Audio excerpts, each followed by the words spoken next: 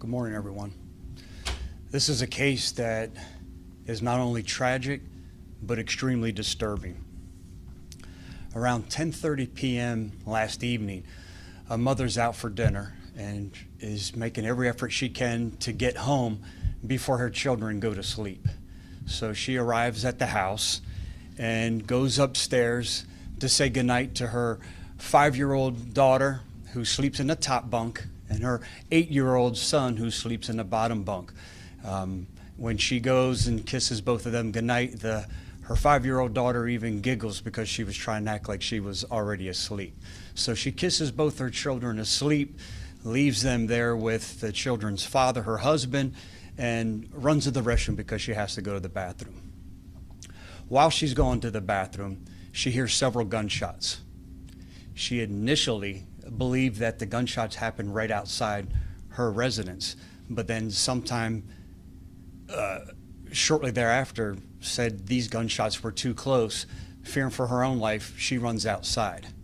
When she runs outside, she encounters her next door neighbor. He had already made a frantic 911 call to our communication center saying that he heard several gunshots. She takes over the phone call and starts talking to our 911 dispatcher. As that phone call is occurring, the husband, the children's father, walks outside carrying the 8-year-old son, saying, "Call for help, call for help, call for help." Our deputies and Hillsborough County Fire Rescue rush to the scene and are there a short time later. When our deputies initially arrive on scene, they see the father in the family room cradling the 8-year-old son, saying it was an accident. They're like, "Sir, what do you mean it was an accident?" "It was an accident. I don't know how the gun went off. I accidentally shot my son." Fire Rescue gets there and does a wonderful job of initiating every life-saving measure that they can think of to prepare this child to be transported to Tampa General Hospital. The detectives on scene then say, "Is there anyone else inside the residence? Is there anyone else here?" They said, the husband says, my 5-year-old daughter's upstairs sleeping." Deputies go upstairs only to make the gruesome discovery that there's a 5-year-old laying in a top bunk, laying in a pool of her own blood. She is shot 2 to 3 times in her head.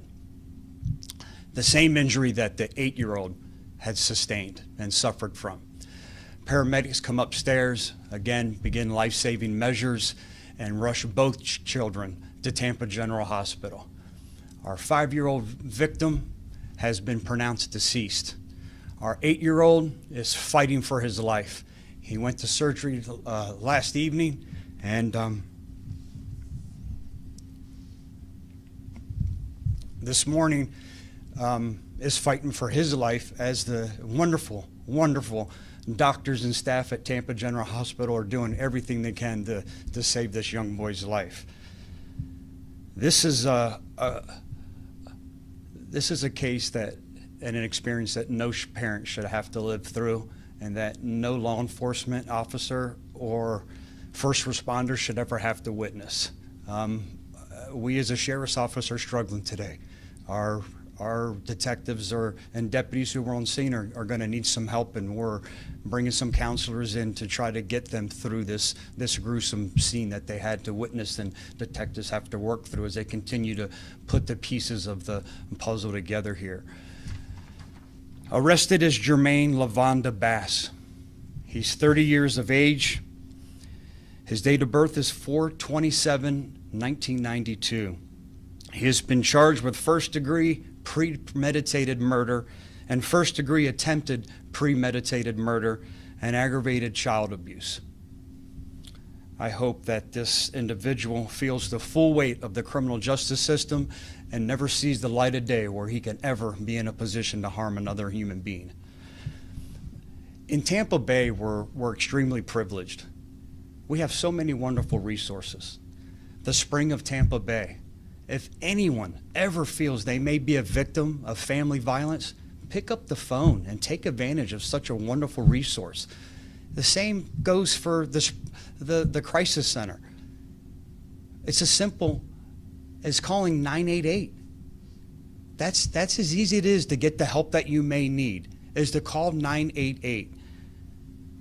As deputies initially working through the call, and once they went upstairs and made the gruesome discovery that he had also shot his 5-year-old daughter, they read him his Miranda rights, and he declined to make any further comment.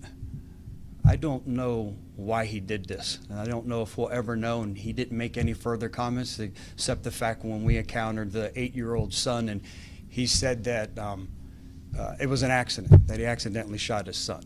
But you don't accidentally shoot your children 3 to 4 times in the head.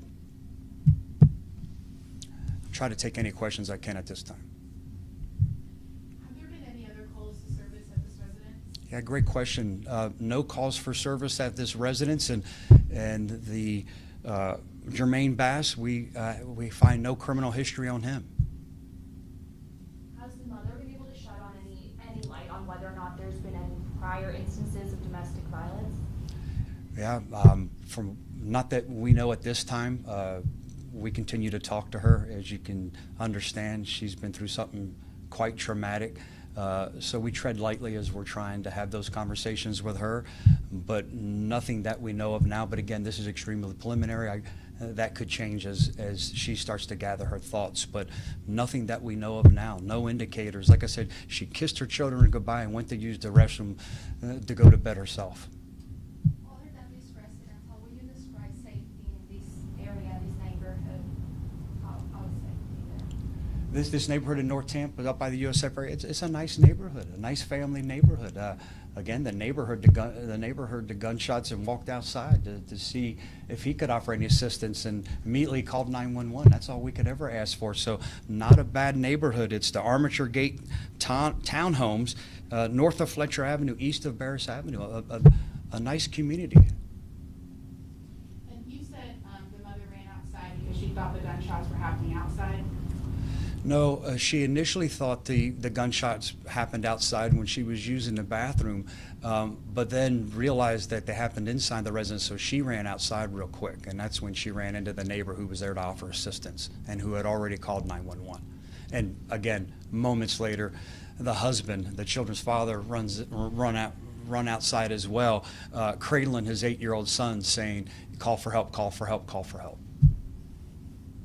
Any other questions? Sorry, do you have an exact address? I can get that. Okay. Yeah, I do not, but we'll certainly get that to you. Sharon, what's your message to the family, neighbors, to those dealing with this loss? To this mother who's lost one child and could possibly lose a second, and whose marriage is obviously over, our heart goes out to you. I certainly will pray for all of you today. Sharon, one more question. Was the gun registered to him? I don't know that. We know it's a .380 semi-automatic firearm. Again, working through those details now. If we get those, I'll certainly put everything we get out to everybody. Sure, those are the only 2 kids in the home. It was just them.